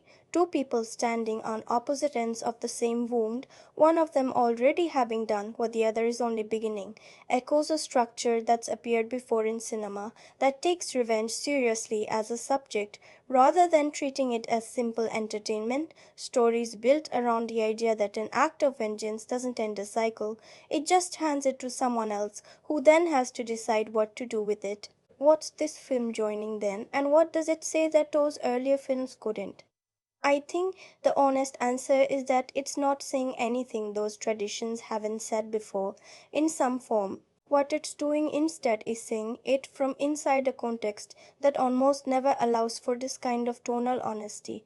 A major franchise property built around a recognizable costume and a marketable title, using all of the genre's expected ingredients, the action, the siege, one last framing, as a delivery mechanism for something much quieter and sadder underneath. That's not a new idea in cinema generally, but it's a relatively rare thing to find this fully realized inside a 50-minute piece of franchise content, where the commercial incentives usually push hard in the opposite direction towards spectacle that reassures rather than spectacle that mourns. So I'd say this film isn't trying to rewrite the conversation it's joining. It's trying to bring that conversation, one cinema has been having in various forms for a very long time, into a space that doesn't usually make room for it. And whether or not you think it fully succeeds, I think the attempt itself is worth recognizing. Not every film needs to say something no film has ever said before. Sometimes it's enough to say something true in a place where true things don't often get said. And now, having spent as much time with everything that surrounds this film, its context, its craft, its lineage, its flaws, it's time to go all the way in. Everything from this point forward assumes you've seen it. Let's start at the beginning. Because the beginning, on a second look, is doing more work than it seems to be doing the first time through. We open on Frank in that little Sicily apartment, and what the film is showing us, frame by frame, is a man who has already arrived at the end of something, the mission that defined him. Finishing off everyone connected to his family's murder is complete before the story even starts. And what fills the space that mission used to occupy isn't relief. It's hallucinations, his children, his fellow soldiers, Karen, all of them present in his apartment as though they'd simply never left, sharing space with a man who is drinking heavily and hurting himself in ways the film treats with restraint rather than spectacle. Present enough that we understand the depth of what he's carrying, without the camera ever asking us to dwell on it.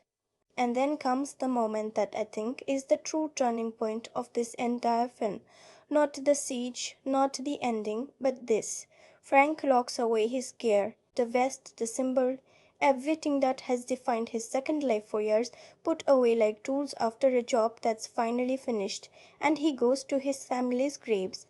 What the film shows us there is a man who has reached the absolute floor, a moment where he can no longer find a reason to keep going, and where the story, with real gentleness and real seriousness, brings him to the edge of ending his own life. I want to sit with this for a moment with the care it deserves. The film doesn't sensationalize this. There's no dramatic score, no framing that turns this into spectacle. It's quite still, almost unbearably intimate. A man at a grave having run out of reasons, and then his daughter appears to him. Not as a twist, not as a reveal designed to shock, but as the same kind of presence we've already seen throughout the film's opening stretch, except arriving at exactly the moment it's needed most. The film doesn't explain this with dialogue, it doesn't tell you what she says, doesn't give you a speech about hope or moving forward. What it gives you instead is presence, a vision of his child, simply there in the place built for remembering her, and in that presence something in Frank shifts. Not healed, not fixed, but pulled back just barely from the edge he was standing on. I think this is the moment the entire film is built around, and everything else, the siege, Ma Gnucci, the action everyone came for, exists in its shadow. Because once you've seen a character brought this close to that edge, nothing that happens afterward can be read as simple action movie stakes anymore. Every choice Frank makes for the rest of the film is happening in the aftermath of almost not making any more choices at all. And if anything in this film, or in this discussion of it, touches something real for you, if you found yourself in a place that feels like that grave, that feels like running out of reasons, please know that reaching out for support isn't weakness. It's one of the strongest things a person can do, and there are people who want to help you carry it. From there, the film moves quickly into its next major turning point, the confrontation with Ma Gnucci. As Frank makes his way back from the cemetery, he is stopped by a woman in a wheelchair, accompanied by another figure. She tells him her family was taken too, and piece by piece, the film lets us understand who she is. This is Ma Gnucci, matriarch of the very crime family Frank spent years systematically eliminating, her husband, her sons, gone at his hands in the name of the justice he believed he was owed.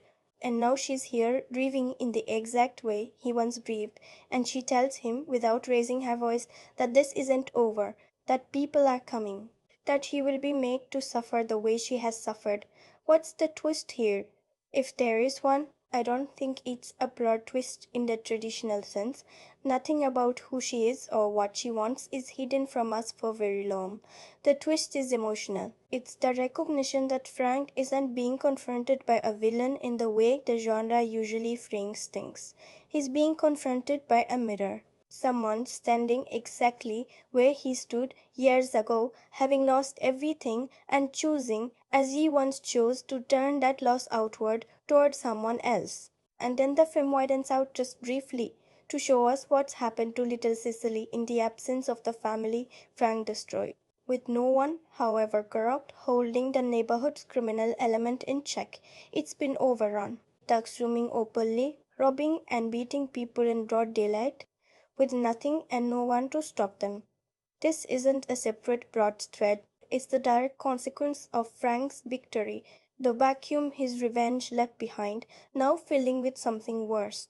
It's into that vacuum that the next major turn arrives. Frank comes across a man, the owner of a small donut shop, under attack from a group of these men. He intervenes, saving him, and then comes the detail that reactivates everything.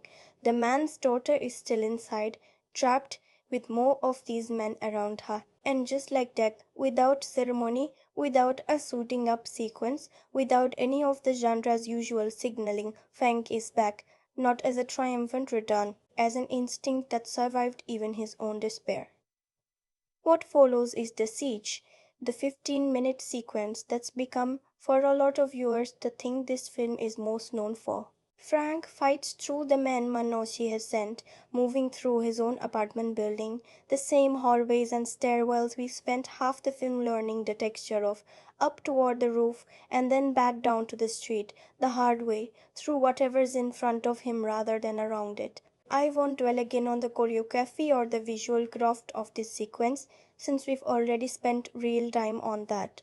What I want to focus on here is what happens once it's over. When Frank reaches the ground, Ma Gnucci is there, retreating, upset. The film makes clear, not because her plan failed exactly, but because Frank simply won't stay down. And here is the moment I think this entire film has been building toward, the choice that everything else exists to set up. Frank has a clear opportunity to end this, to kill a Ma Gnucci right there, and close the loop the way the title seems to promise, one last kill, finally delivered to the person who started this chapter.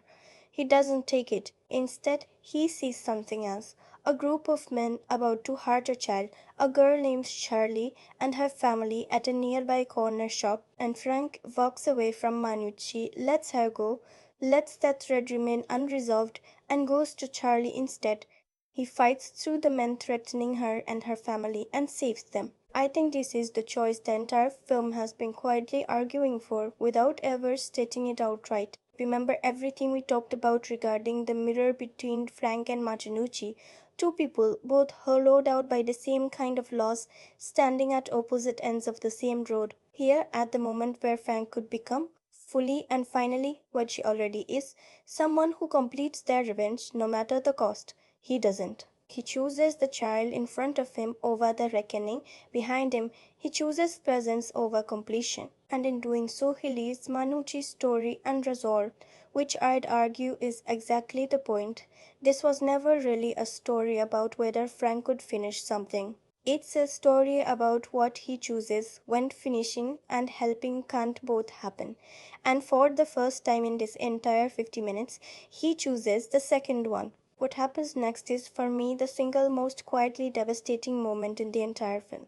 Charlie's family thanks him, and the girl, this child he's just saved from something unspeakable, gives him a small paper flower she's made. No fanfare, no score swelling, just a child handing a violent broken man a small, handmade thing out of simple gratitude. And a film lets us see in Frank's face exactly what that small gesture does to him, because it's the same kind of small, simple, handmade thing his own daughter might once have given him. The film doesn't need to say this. It doesn't need a flashback or a line of dialogue connecting the dots. It just lets the object exist in his hand and lets you feel the weight of everything it's quietly carrying. This is where I want to circle back to that earlier idea. The film's refusal to offer Frank closure in any traditional sense. He doesn't get Manucci. He doesn't get peace. He doesn't get his family back, obviously, and he doesn't get some clean resolution to his grief. What he gets is a paper flower from a stranger's child, and whatever that small fragile thing manages to do to a man who, less than an hour of screen time ago, was standing at a grave with no plan to leave it. It's not healing, but it's not nothing either. And I think this film's entire emotional argument rests on the idea that, for someone in Frank's position, not nothing might be the most honest kind of hope a story like this can offer. And then there's the final scene, the moment that functions in spirit if not in literal placement, like the kind of forward looking beat a post credits scene usually carries. We see Frank again, dressed once more as the Punisher, the gear that was locked away, brought back out, and he comes across a man who has been beating a homeless person and their dog. Without hesitation, Frank kills him. I think this final image is doing something quietly complicated, and it's worth sitting with rather than rushing past. On one hand, it's a continuation of everything we just witnessed. Frank having chosen presence and protection over personal vengeance with Charlie, now extending that same instinct outward again to a stranger he has no connection to at all. On the other hand, it's also a return to exactly the kind of violence the film spent its first half showing us the cost of. The film doesn't resolve that tension, it ends on it. Frank is back in the suit, he's protecting someone, And he's also, once again, choosing violence as the language for that protection. The same language that, by his own account at that graveside, has cost him everything that ever mattered to him. Is that ending hopeful, or is it a warning?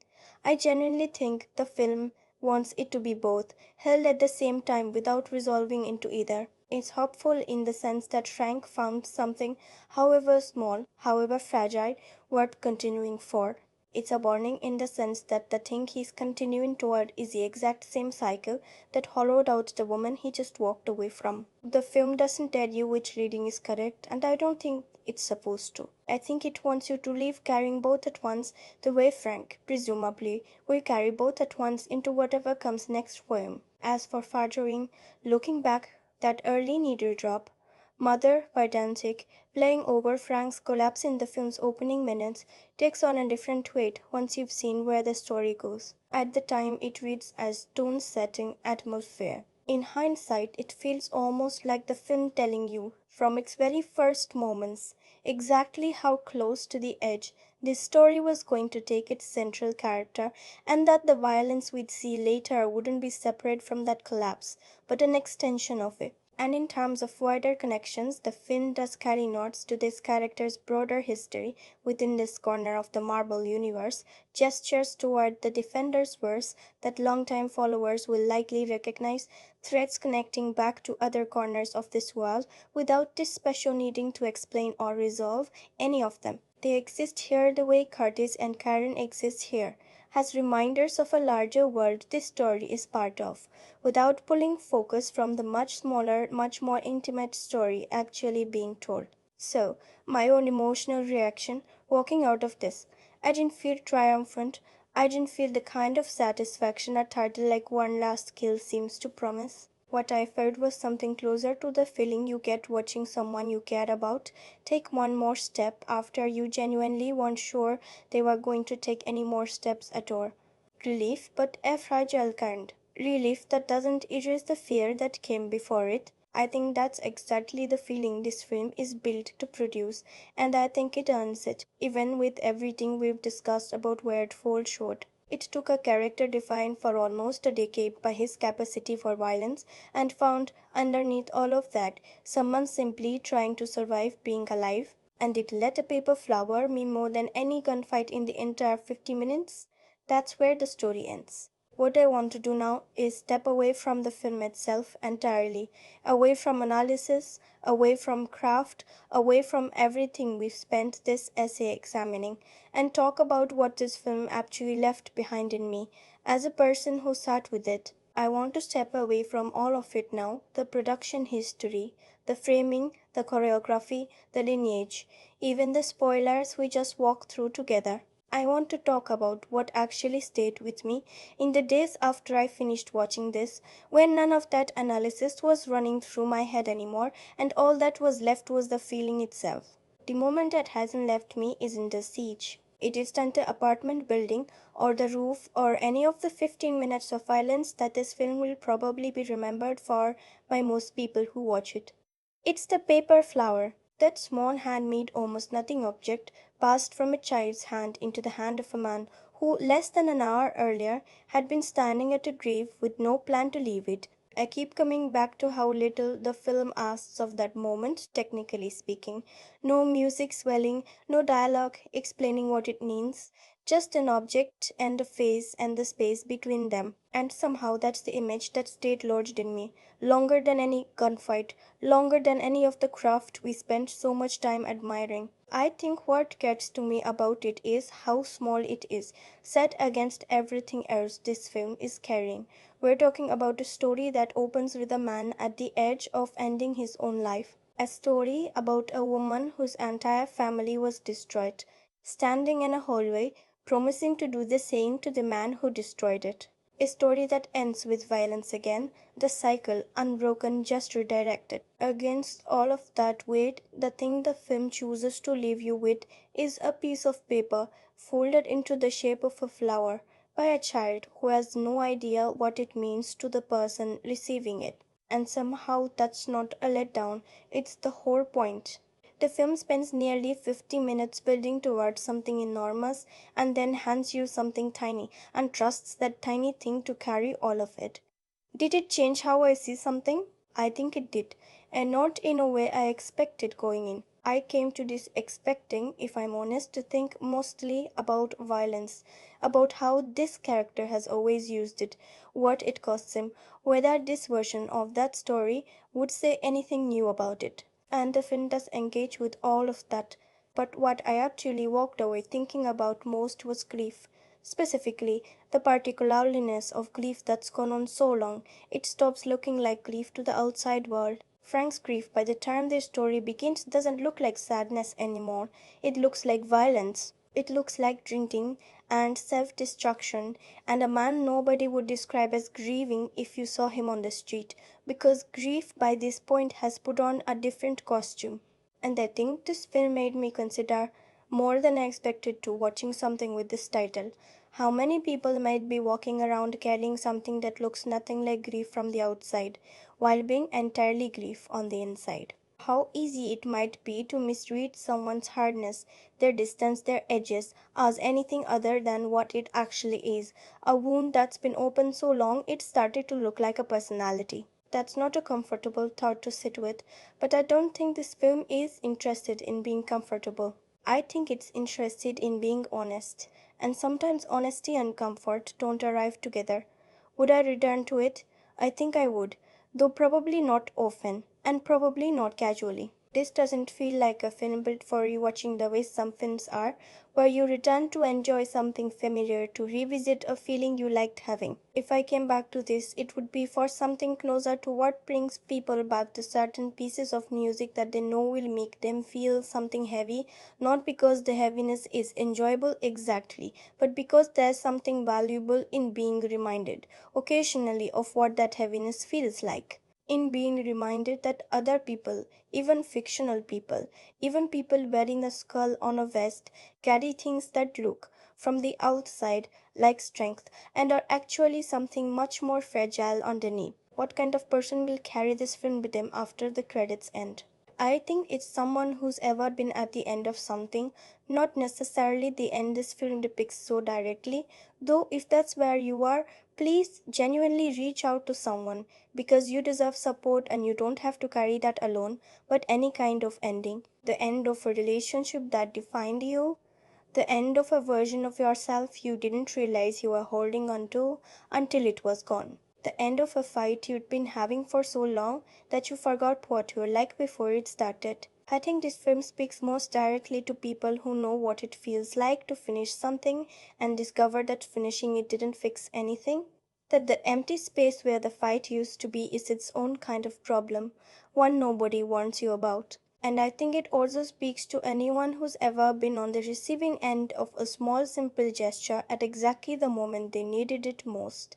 A kindness that had no idea how much weight it was carrying, offered by someone who couldn't have known what it would mean. If you've ever been that person, if you've ever had a moment like that, where something small arrived and quietly kept you going a little longer than you thought you could, I think this film will land for you in a way that has very little to do with Marvel or franchises or any of the context we spent so much time walking through earlier. It'll land because it's about something that doesn't belong to any franchise. It belongs to anyone who's ever needed and received more than they asked for from someone who never knew they were giving it. That's what this film left in me. Not excitement about where this character goes next, not a strong opinion about the visual effects or the pacing or any of the things we spent time debating earlier, though all of that is real and all of it matters in its place. What's left underneath all of it is something quieter, a paper flower, a man's face, receiving it, and the strange, fragile, almost embarrassing fact that sometimes that's enough, not to fix anything, just enough to take one more step. So here we are, at the end of it, not just the film, but everything we've spent this time building around it. And I want to try in these last few minutes to hold the whole experience in my hands at once, the way you might hold something fragile that you are about to set back down. But this film is, in the end, is a small, contained, brutal piece of work that spends most of its energy on something almost nobody expected it to spend energy on: the unbearable weight of finishing something that was never going to make you whole. It is violent and it does not apologize for that violence, and at the same time, it is one of the gentlest things this franchise has produced in years, in the sense that matters most: gentle toward its central character in a way that has very little to do with sparing him pain and everything to do with refusing to look away from it. Who is going to love this most deeply? I think it's the people who've been with this character the longest, the ones who watched that first show end too soon, who've carried that unfinished feeling for years without quite knowing what to call it. For those viewers, I think this film is going to feel like something closing gently that they didn't realize was still open. Not closing in the sense of the story is over, but closing in the sense of the wound finally got acknowledged. There's a particular kind of relief in watching a story you love finally say the quiet thing out loud, the thing you always suspected was true but never got confirmed. And who might not connect with this the way others do? Honestly, I think it's anyone coming to this purely for the action, purely for the title's promise. Anyone who wants one last kill to mean exactly what it says, cleanly, efficiently, without all of this sitting and grieving and quiet getting in the way. I don't think those viewers are wrong to want that. I just think they're going to spend a fair amount of this 50 minutes waiting for a movie that isn't quite the one in front of them.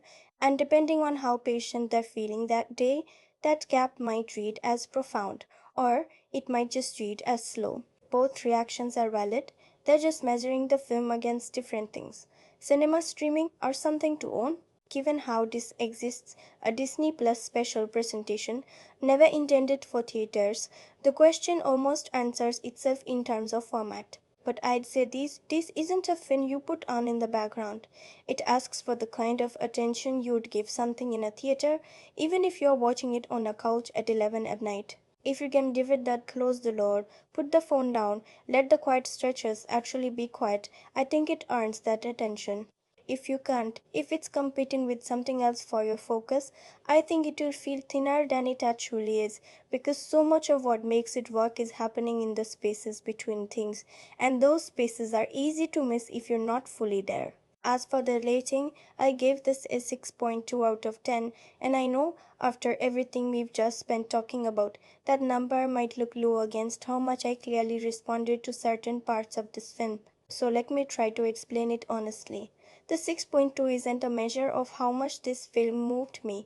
In its best moments, it moved me more than most things twice its length.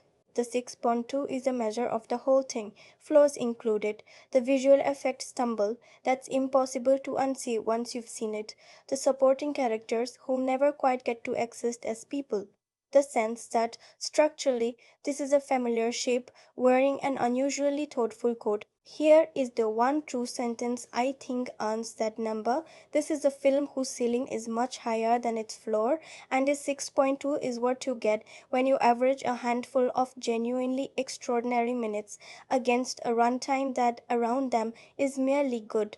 And if I'm honest, I think that's almost fitting. A film about a man whose best moments and worst moments exist right next to each other, with no clean line between them, scored in the end by an average that can't quite capture either extreme on its own. Maybe that's not a flaw in how I'm rating it.